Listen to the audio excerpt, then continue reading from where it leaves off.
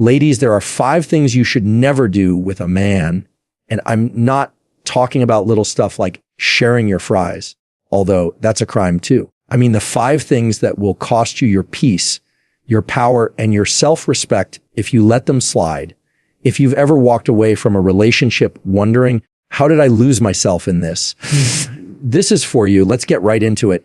You know, one of the most dangerous things you can do in a relationship, and it doesn't happen all at once, it happens in little pieces, is hand over your identity. You don't wake up one morning and just decide, you know what, I think I'll stop being me today. No, it's subtle.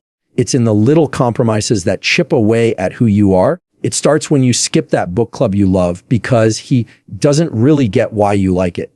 Or when you stop wearing the dress that makes you feel amazing because he made one offhand comment about it. Or when you catch yourself saying about everything, what we want to eat, what we think about that movie, what we believe about this, and that until you can't remember the last time you made a decision that was just about you.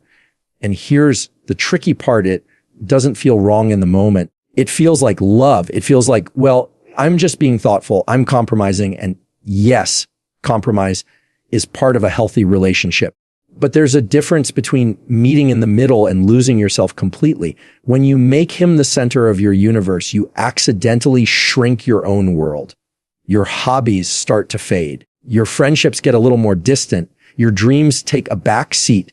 And before you know it, the version of you that used to light up a room, she's quiet now. Not because she doesn't exist, but because she's buried under layers of what would he think? And here's the danger once your identity is wrapped entirely around another person, your sense of worth is 2. If he's happy with you, you feel good. If he's upset, you feel terrible. If he pulls away, you feel like you're unraveling. Your emotional state becomes dependent on his approval, his moods, his attention. And that's not love. That's losing yourself in someone else's life.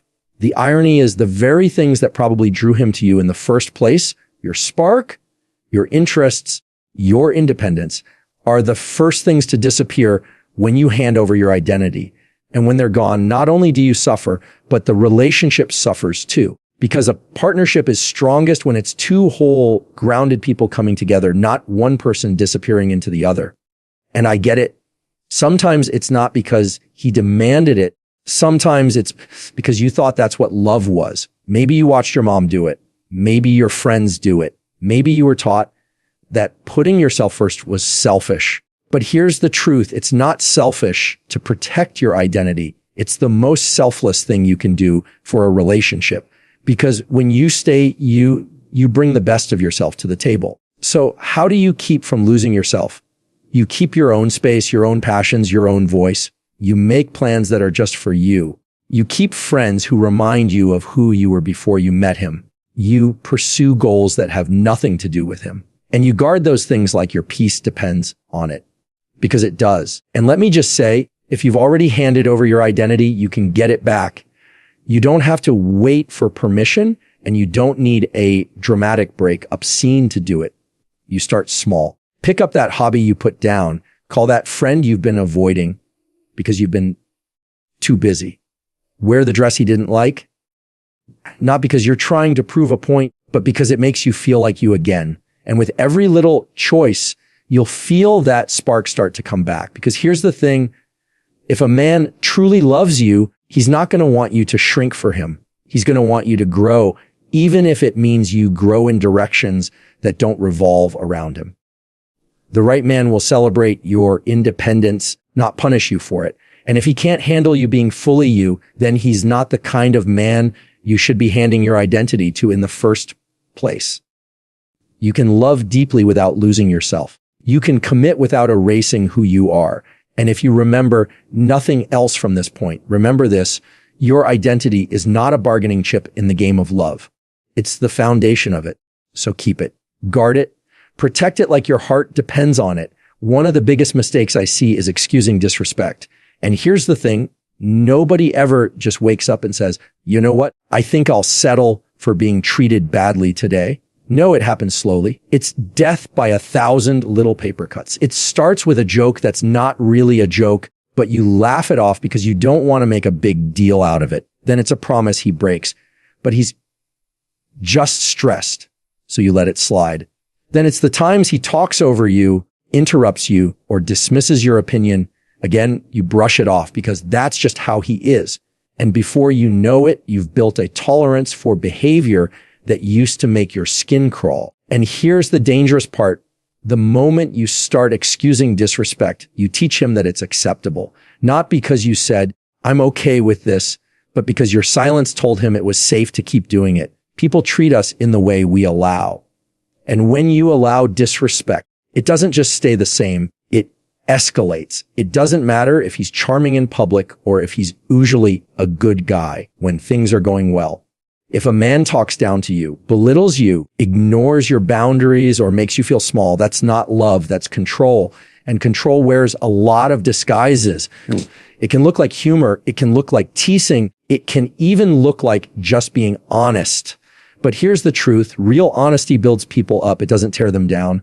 Now, some people will tell you, well, nobody's perfect. You can't expect him to never slip up. And sure, that's true. We all mess up sometimes. But there's a big difference between someone making a mistake and someone making a pattern out of disrespect. A mistake gets followed by genuine accountability, an apology that feels real, and changed behavior. A pattern gets followed by excuses, blame shifting, and a promise you've heard so many times you can recite it yourself.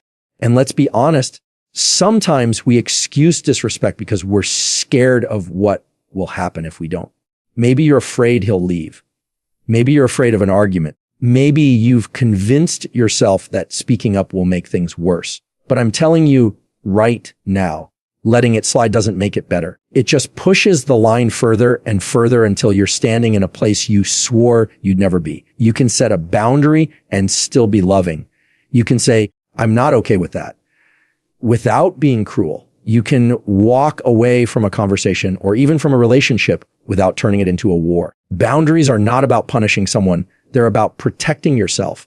And if someone sees your boundaries as punishment, that says more about them than it does about you. Here's something to remember. Respect is not a luxury in a relationship. It's the baseline. It's not something you should have to beg for or earn.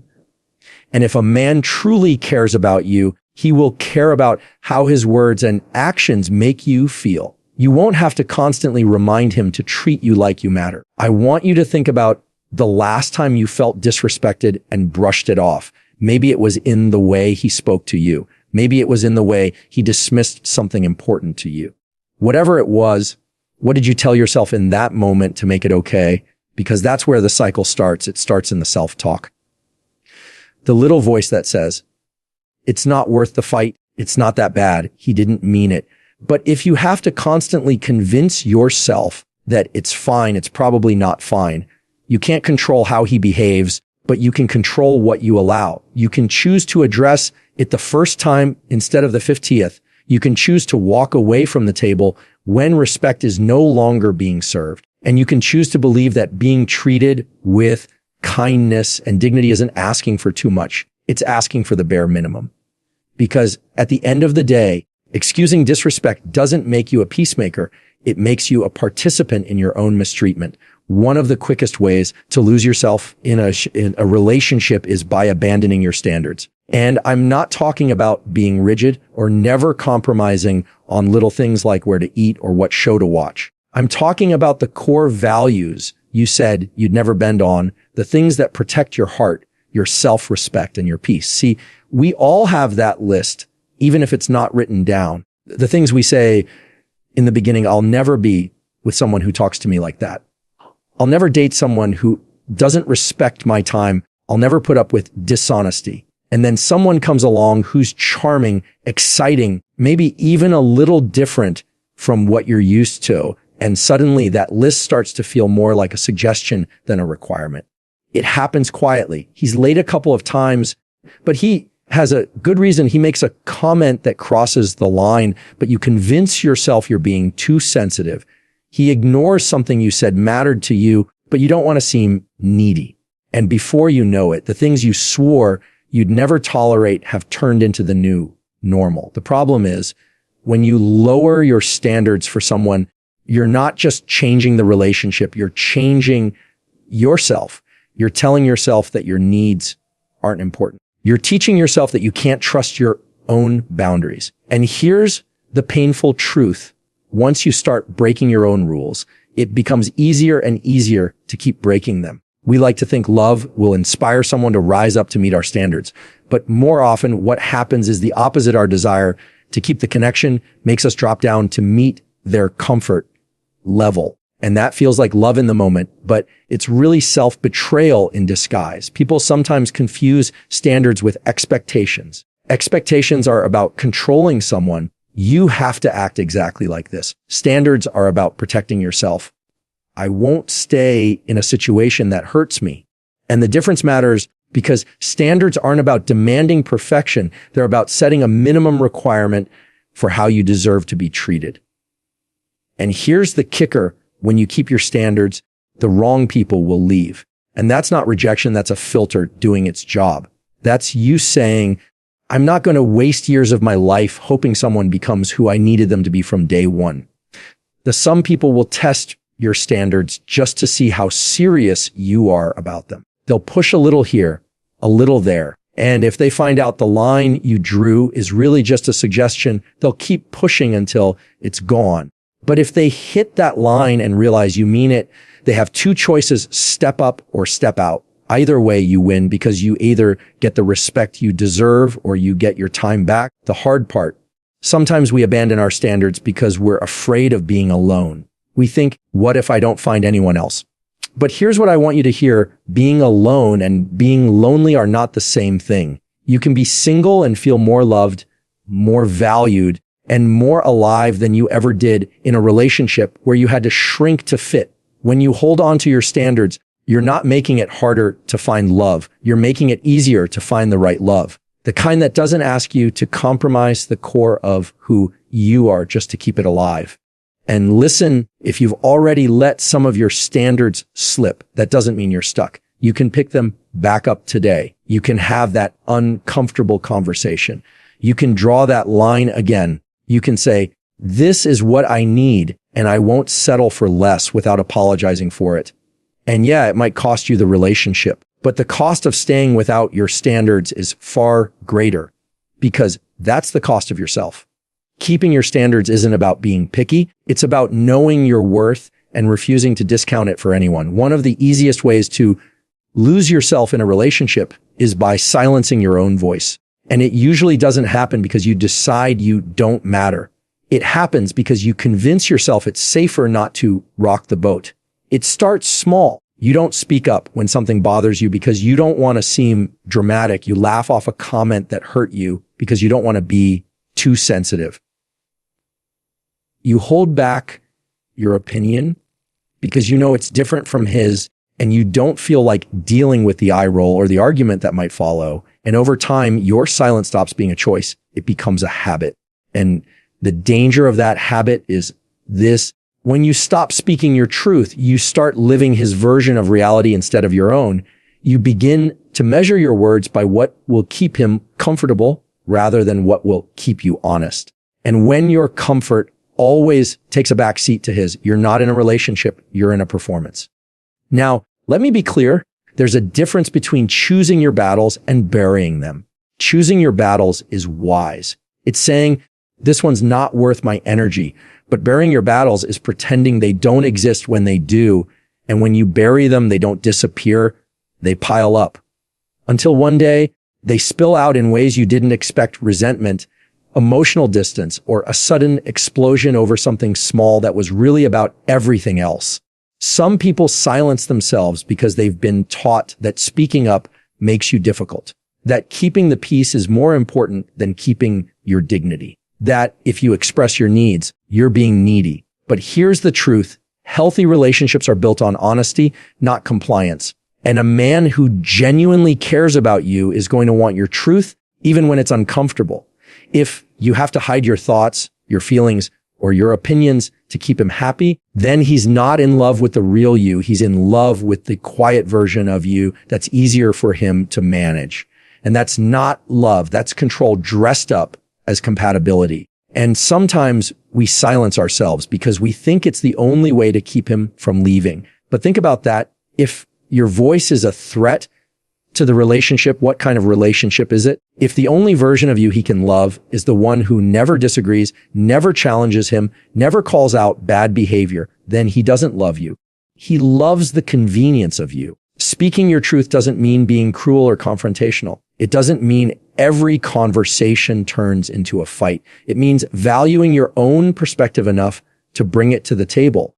It means trusting that your thoughts have weight and that your feelings are valid, even if they're different from his. When you speak your truth, you give the relationship a chance to grow. Because without truth, there's no intimacy. There's just pretending. And pretending is exhausting. You can only keep up the act for so long before it starts costing you your peace, your joy, and your sense of self. And here's the thing, your voice matters outside the relationship too.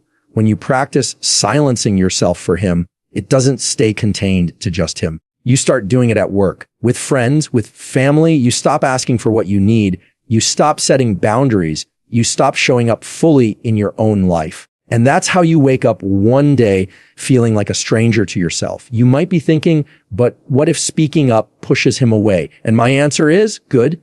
If your truth pushes him away, then he was only ever holding on to a version of you that wasn't real. Better to lose someone over your honesty than keep them over your silence. Because at the end of the day, your voice is not just how you communicate, it's how you exist in the world. And the moment you give that up to keep a man, you've already lost far more than the relationship itself. So speak up, even if your voice shakes, even if it feels uncomfortable, even if it means you find out he can't handle the real you. Because the right man will never ask you to trade your truth for his comfort. One of the quickest ways to burn yourself out in a relationship is trying to fix what's not yours to fix. And a lot of people fall into this trap without even realizing it because it feels like love. It feels like caring. It feels like I'm just helping him be his best self. But there's a difference between supporting someone and carrying them on your back. You start by encouraging him when he's down. That's good. You listen when he vents about work or life. Also good. But then it starts to shift. You're the one finding solutions for problems he's not even trying to solve. You're researching job openings for him, making his doctor's appointments, reminding him about bills, cleaning up his messes, both the literal and emotional kind. And somewhere along the way, you've gone from being his partner to being his personal project manager. The problem with that is twofold. First, you're robbing him of the opportunity to step up and figure things out for himself. And second, you're taking on the weight of things that were never meant to be yours to carry. That kind of load will break you down over time. And the worst part, he may not even notice, because the more you do for him, the more he'll get used to it and the less he'll feel the need to do for himself. And I know some people will say, but isn't that what love is? Being there for each other. Absolutely. But being there for each other is different from doing it all for each other. Love says, I believe you can handle this and I'll support you while you do. Codependency says, I don't trust you to handle this, so I'll do it for you. One builds respect.